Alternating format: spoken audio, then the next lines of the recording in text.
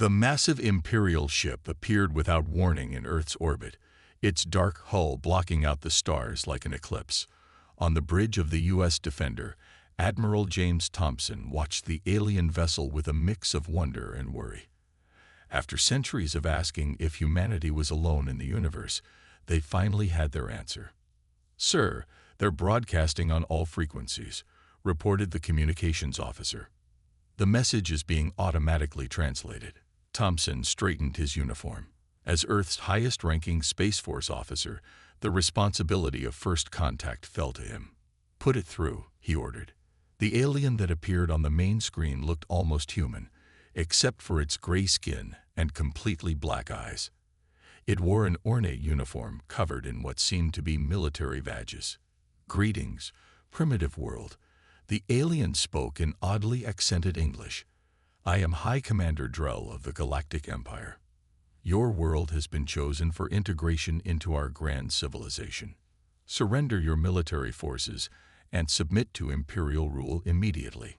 Thompson's jaw tightened. This wasn't the peaceful first contact humanity had hoped for. "High Commander," he replied calmly, "I am Admiral Thompson of Earth's United Space Force. We welcome peaceful contact with other civilizations, but we will not surrender our sovereignty. Perhaps we could discuss." "There is nothing to discuss," Drell cut him off. "Your species is young and primitive. We detected your first radio signals less than 200 years ago. You have barely reached your own moon. The Empire has ruled the galaxy for 10,000 years. Submit or face extinction." Thompson's expression hardened. "High Commander, with all due respect, I strongly advise against hostile action. Humanity may be young by your standards, but we have spent most of our history perfecting the art of warfare. We don't want conflict, but if forced, we will defend ourselves." Laughter erupted from the alien command crew. "You threaten us with primitive weapons," Drell sneered. "Our smallest scout ship could reduce your largest city to ash. The Empire has conquered 1,000 species more advanced than yours.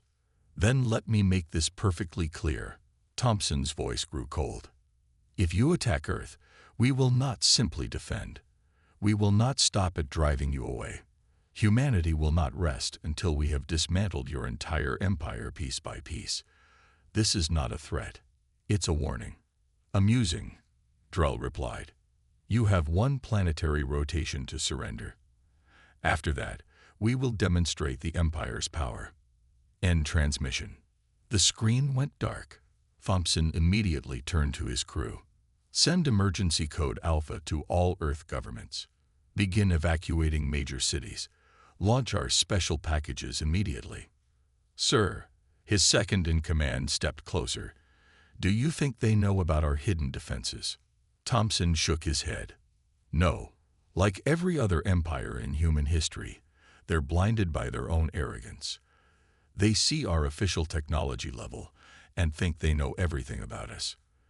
They don't know about our quantum shields, our dark matter weapons, or the AI defense grid we've kept hidden from our own people. Should we show them now? Maybe if they saw our real capabilities." "No," Thompson replied. "Let them think us weak. Let them come in overconfident. Humanity has spent the last 50 years preparing for this possibility. Ever since we detected their empire's expansion in our direction, we've been getting ready. Now they're walking right into our trap." He walked to the window, watching as tiny dots of light, Earth's hidden satellite network coming online, began twinkling into existence around the planet. "Send a message to all commands. Operation Sleeping Giant is now active. The Empire just made the same mistake Japan made in 1941. They're about to learn why you don't wake a sleeping giant." In the hours that followed, humanity prepared for war. Deep underground bunkers activated. Hidden factories began producing weapons the Empire couldn't imagine. Defensive systems masked as civilian satellites revealed their true nature. The trap was set. As the Imperial ship loomed overhead, Thompson thought about humanity's violent history. Every war had taught them lessons, helped them develop new technologies and strategies. While the Empire had grown comfortable in its power, Humanity had been forged in constant conflict, driven to innovate by necessity. "Send one final message to the Empire," Thompson ordered. "Tell them, we warned you to run." The next day, when the Empire's attack fleet arrived, they would learn why. The Imperial attack fleet emerged from hyperspace in perfect formation, 500 warships arranged in the shape of a spear, ready to pierce Earth's defenses.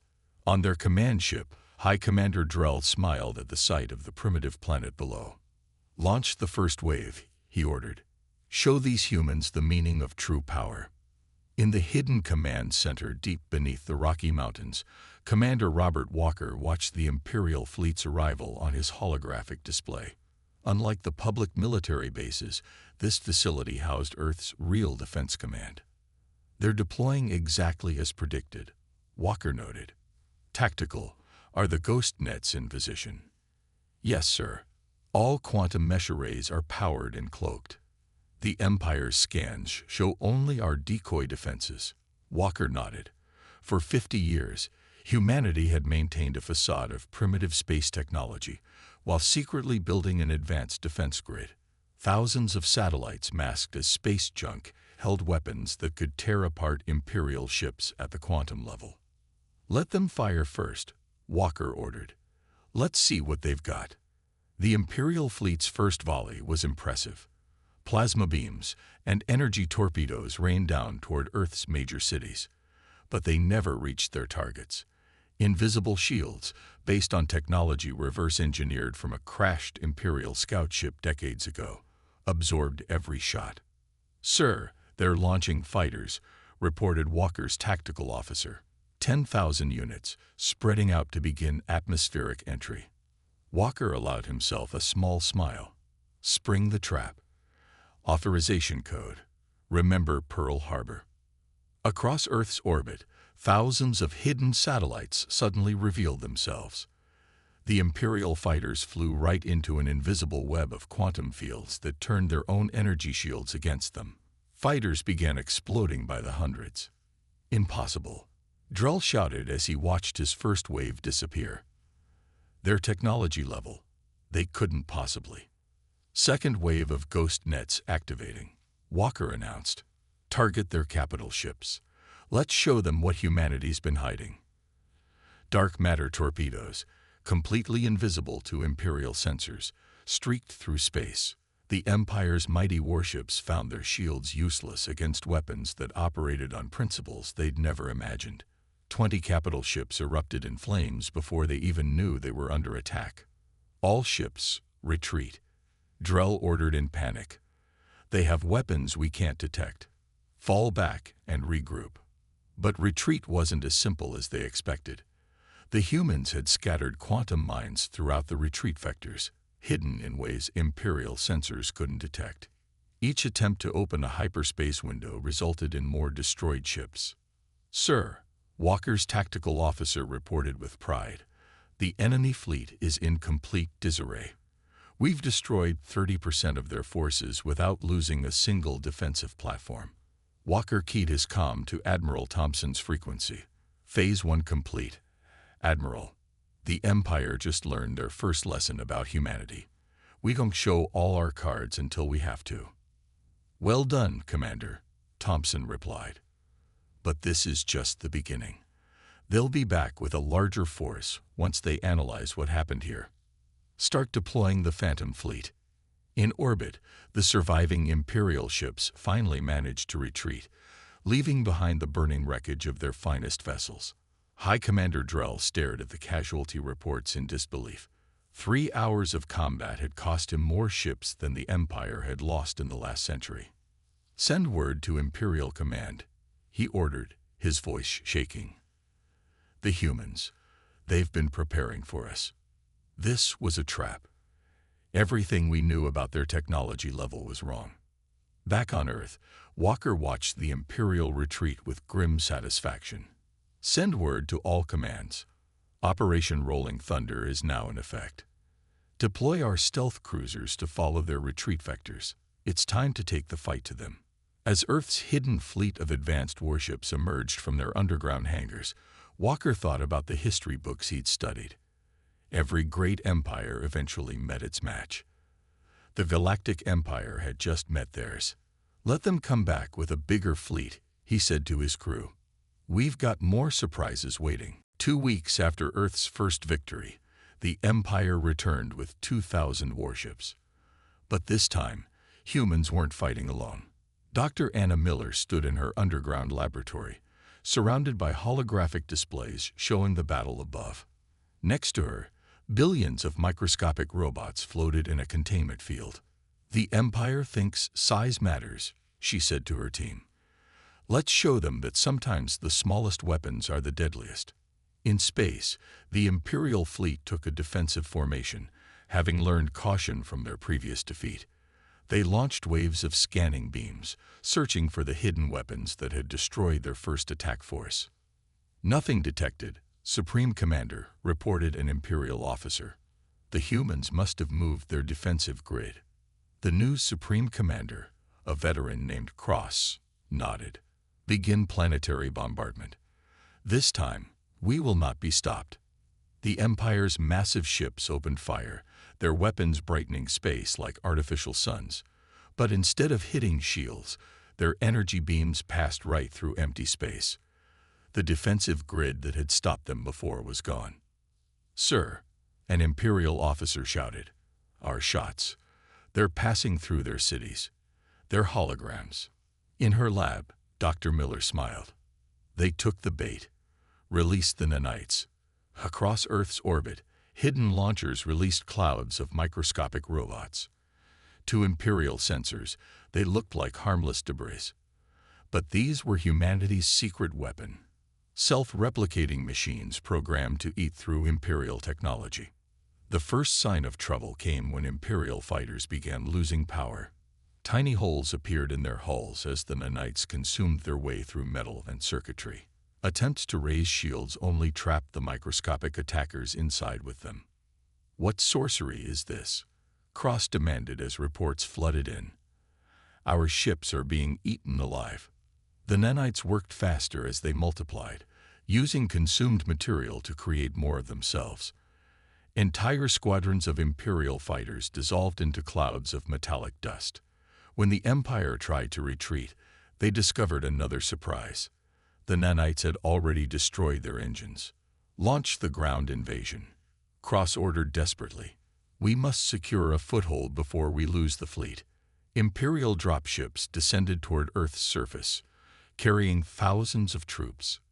They landed in what seemed to be abandoned cities, only to find themselves fighting shadows. Human soldiers appeared and disappeared like ghosts, using portable teleporters to strike and vanish before the Empire could respond. In Denver's hidden command center, Commander Walker coordinated the ground defense. "Remember your guerrilla training," he told his troops. "Don't give them a straight fight. Make them chase shadows." The Imperial troops, trained for formation warfare, found themselves lost in a maze of holographic cities. Every building could be real or fake. Every human soldier they killed might be a hologram. And all the while, invisible nanites continued eating through their weapons and armor. "This isn't war," Cross shouted as another battleship dissolved around him. "This is chaos. Where is their honor? Where is their formation? Fight us properly." Dr. Miller watched the Empire's frustration with satisfaction. "They still don't understand," she said to her team. "Humans don't fight for honor or glory. We fight to win." As the battle entered its 6th hour, the Empire's mighty fleet had been reduced to floating clouds of metallic particles. Their ground forces, scattered and confused, began surrendering to enemies they couldn't even see. "Send word to Imperial Command," Cross ordered as his flagship began breaking apart. "The humans, they don't fight like anything we've ever seen. They don't follow the rules of warfare." Commander Walker and Dr. Miller met in the war room to assess their victory. The holographic displays showed the remains of the Imperial fleet drifting in orbit, reduced to harmless dust by the nanites. "Think they'll try a third time?" Miller asked. Walker nodded grimly. "They will. Empires don't like losing. But next time." He looked at the battle reports. Next time, we'll show them something even worse. In orbit, the nanite clouds continued their work, transforming the Empire's mighty warships into raw materials for humanity's next surprise. The Imperial Council chamber fell silent as their supreme ruler, Grand Emperor Vale, watched the holographic replay of their fleet's destruction for the third time. His golden eyes narrowed with rage. "Enough games," he growled. "Deploy the planet crackers. I want Earth turned to ash." In Earth's orbit, Captain Michael Reeves stood on the bridge of humanity's first star destroyer, the HSS Vengeance. Built using stolen Imperial technology combined with human innovations, it was unlike anything either side had seen before. Multiple hyperspace signatures detected, his sensor officer reported. "It's their biggest fleet yet. 5,000 ships, and something else. Massive energy readings." The Imperial Armada emerged from hyperspace led by 3 moon-sized vessels, the feared planet crackers. Each one carried enough firepower to shatter a world's crust. The Empire had only used them twice in its history, both times to make examples of rebellious worlds. "This is Grand Admiral Thex," boomed a transmission across all frequencies. "Surrender now, and we will make your extinction quick. Resist, and we will ensure your planet's death is slow and painful." Reed smiled. They'd expected this. Launch Project Phoenix. From Earth's moon, hidden hangars opened. Thousands of small objects streaked toward the Imperial fleet. They looked like simple missiles, but each one carried a gift from Dr. Miller, an evolved version of the nanites that had consumed the previous fleet. "Pathetic," Thex laughed as his sensors detected the launches. "All ships, ray shields. Show them what real power looks like." The Imperial fleet opened fire with their planet crackers. 3 beams of pure energy, each powerful enough to split the planet, shot toward Earth. But they never reached their target. Instead, the beams hit something invisible in space, a massive dark matter shield, the product of decades of secret human research. The energy dispersed harmlessly across its surface. "Impossible," Thex shouted. "Nothing can stop a planet cracker." "You're wrong," Reed transmitted back. "Humanity has spent 50 years preparing for this moment. Did you really think we wouldn't have a defense against your strongest weapon?" While the Empire reeled from this shock, Project Phoenix struck. The new nanites were different. They didn't just eat metal. They transformed it. Imperial ships began changing shape as the microscopic machines reprogrammed their very structure. "Sir," Reed's tactical officer called out, "the nanites are working. Enemy ships are being converted into our control." One by one, Imperial vessels fell silent, then came back online under human control. The nanites rewrote their computer systems, turned their crews into prisoners in their own ships, and gave Earth's military direct control. "All ships, break formation," Thex ordered in panic. "Retreat." Ret. His transmission cut off as nanites reached his bridge. The planet crackers tried to flee, but they were too slow. Reed watched with satisfaction as humanity's greatest achievement yet unfolded, the capture of the Empire's most powerful weapons. "Sir," his communications officer reported, "we're receiving surrenders from over 1,000 Imperial ships. The rest are trying to escape." Reed keyed his comm to Earth Command. "Admiral Thompson, the planet crackers are ours. Project Phoenix was a complete success.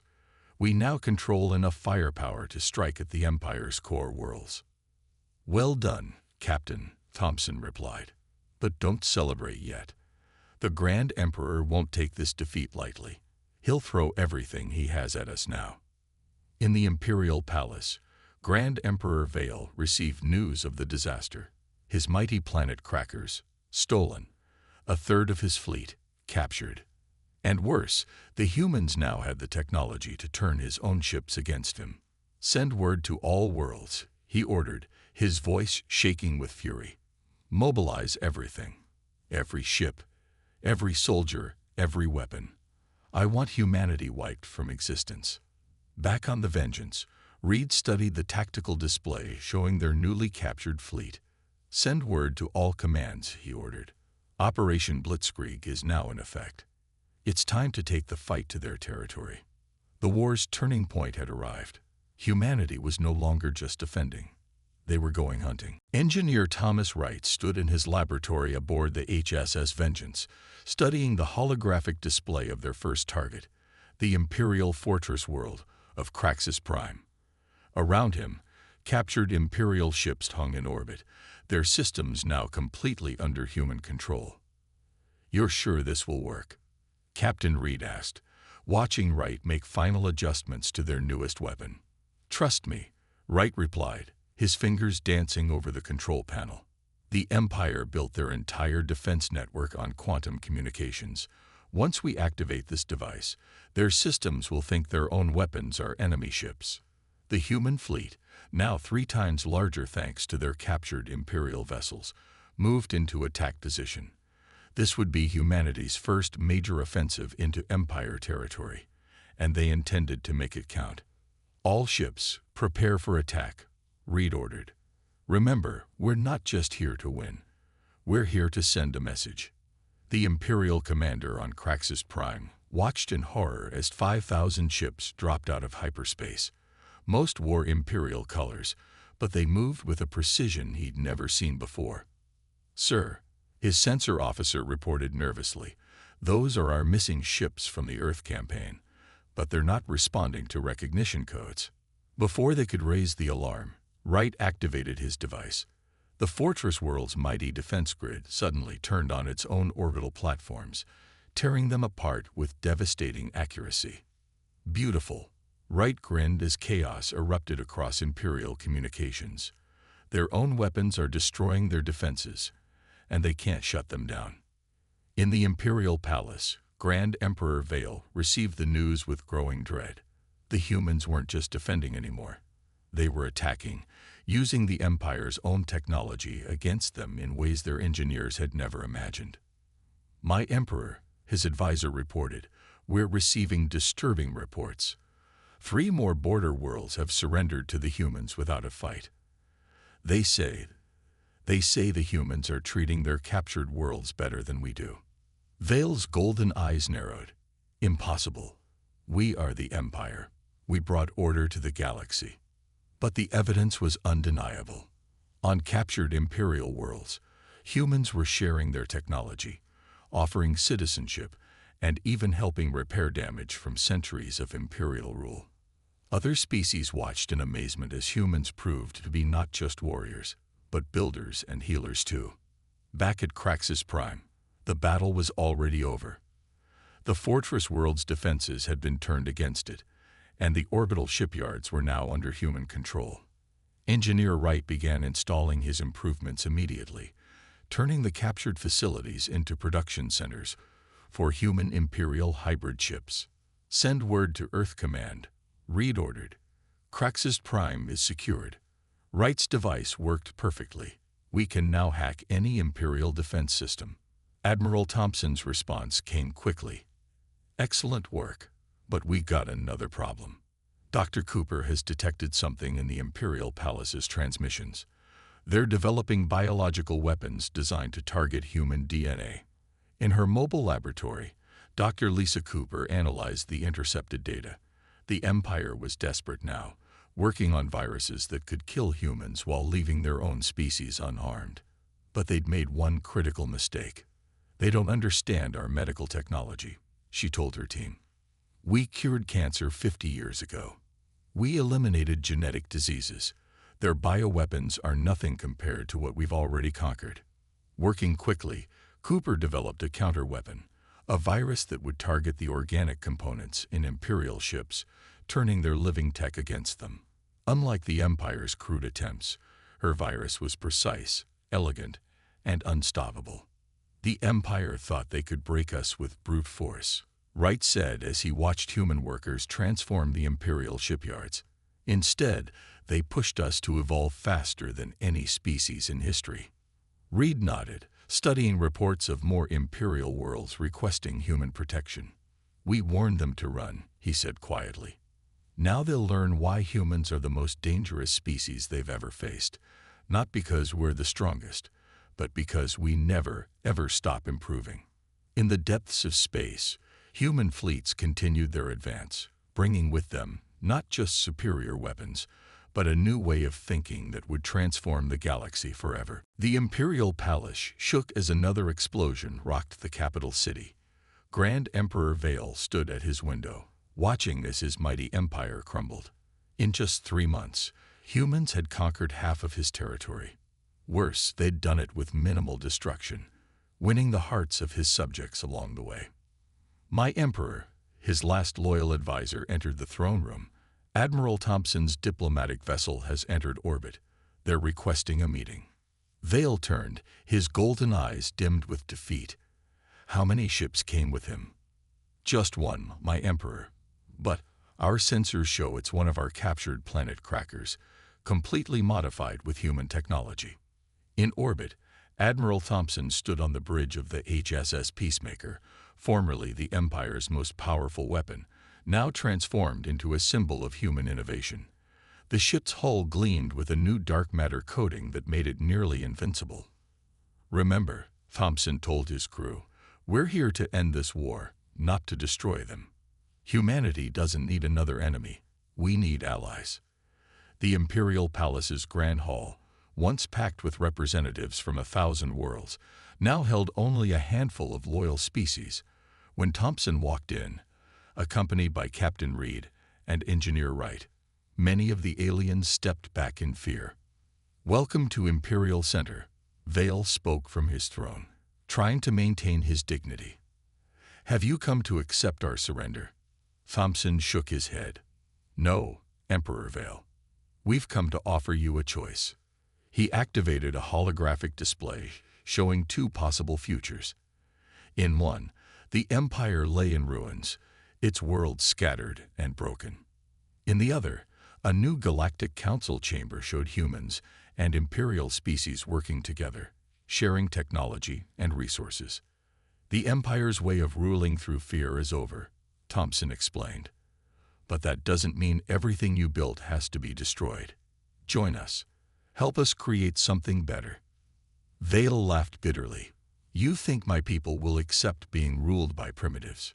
We don't want to rule, Thompson replied. We want to lead. There's a difference. Your empire spent 10,000 years taking. We want to spend the next 10,000 giving. As if to prove his point, Engineer Wright stepped forward and activated another hologram. Plans for new technology that could terraform dead worlds, end energy shortages, and extend lifespans for all species. This is what humanity offers, Wright said. Not just weapons, but solutions. We spent 50 years preparing for war, yes. But we also prepared for peace. The Imperial advisors whispered among themselves, many clearly impressed. They'd seen how humans treated captured worlds, bringing improvements, sharing wealth, offering freedom while maintaining order. But Vale wasn't finished. And if we refuse? Captain Reed touched a control on his wrist. Outside, the HSF Peacemaker fired a single shot. A small moon that had housed the Empire's last superweapon facility vanished instantly. Then we finish this war, Reed said quietly. But a lot more worlds will die first. You forced us to become warriors, Emperor Vale. Don't force us to become conquerors too. The chamber fell silent. Vale looked around at his remaining advisors, seeing the truth in their eyes. The Empire, mighty for 10,000 years, had finally met its match. But unlike so many species they conquered, humans were offering a hand up instead of a boot down. How do we begin? Vale asked finally. Thompson smiled. First, we free all slave races. Then we establish a new council where every species has an equal voice. After that, he looked at Wright's plans. We start building something better. Together. As Thompson spoke, news spread across the galaxy. The war was ending not with the Empire's destruction, but with its transformation. Humans had proved themselves the most dangerous species in the galaxy, not just because they could win a war, but because they could win the peace that followed. One last thing, Thompson added. Remember this lesson, Emperor Vale. Next time someone warns you to run, listen. 1 year after the peace treaty, the new Galactic Council chamber on Earth hosted its first full assembly.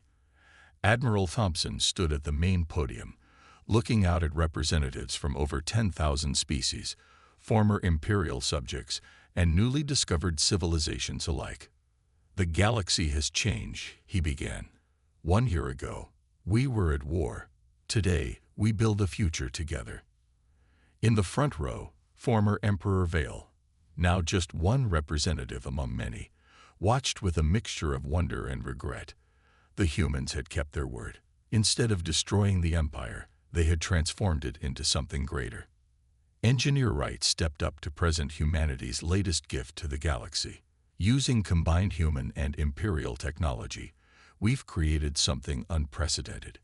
He activated a hologram showing a massive ring-shaped structure. The first intergalactic transport gate. We can now reach other galaxies in minutes instead of millennia.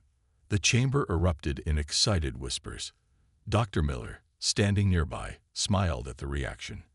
Her nanites had evolved into tools of creation rather than destruction, helping build impossible structures across space. But that's not all, she added. The gate network will be free for all member worlds to use. No more trade monopolies, no more isolated colonies. Every world, no matter how small, will have equal access to the galaxy's resources. Captain Reed, now Admiral Reed, brought up another display showing the new defense fleet. Ships of human, Imperial, and hybrid design patrol together, crewed by mixed species teams. Our combined fleet doesn't exist to conquer or control, he explained. Its mission is to protect and explore. Any world that asks for help will receive it. Any species that wants to join our alliance is welcome. Dr. Cooper's medical advances had proven just as revolutionary as their military victories. Her laboratories had cured diseases that had plagued Imperial species for millennia. Today, we announce free medical care for all citizens of member worlds, she declared. Death rates have dropped 90% in former Imperial territories. From his seat, Vale finally understood why his empire had lost. Humans hadn't just outfought them, they'd outthought them. Where the Empire had sought to control, humans sought to elevate. Where the Empire had hoarded knowledge, humans shared it freely. The true test of a civilization, Thompson continued, isn't how well it can fight. It's what it does after the fighting stops. 1 year ago, we proved we could win a war. Today, we prove we can build a peace. He activated a final hologram showing Earth, no longer a hidden fortress world, but the heart of a new galactic civilization. Ships from thousands of worlds moved through its space lanes. The planet's surface gleamed with cities that combined technology from across the stars. We warned the Empire to run, Thompson said, smiling at Vale. Not because we wanted to destroy them, but because we knew we could show them a better way. Today, there is no more empire, no more conquest, only progress. The chamber rose in applause. Species that had been enemies for millennia now worked together on joint projects. Freed slave races sat as equals with their former masters.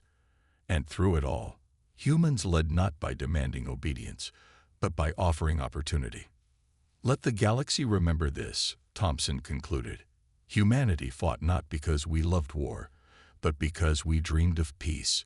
We developed weapons not to destroy, but to protect. And when we won, we chose to unite rather than divide. As the assembly ended, Vale approached Thompson. You knew, didn't you? From the very beginning. You knew you wouldn't just defeat us, you'd change us. Thompson nodded. We spent 50 years studying your empire. We saw its strengths and its flaws. And we decided that when the war ended, we'd fix those flaws rather than just break your power. And what's next? Vale asked. What do humans dream of now? Thompson looked at the gate diagram, showing paths to new galaxies. Now we explore, together. After all, he grinned, there might be other empires out there who need to learn the same lesson you did. The humans had kept their warning. The Empire had learned to run. But in running from what they were, they had found something better than they could have imagined.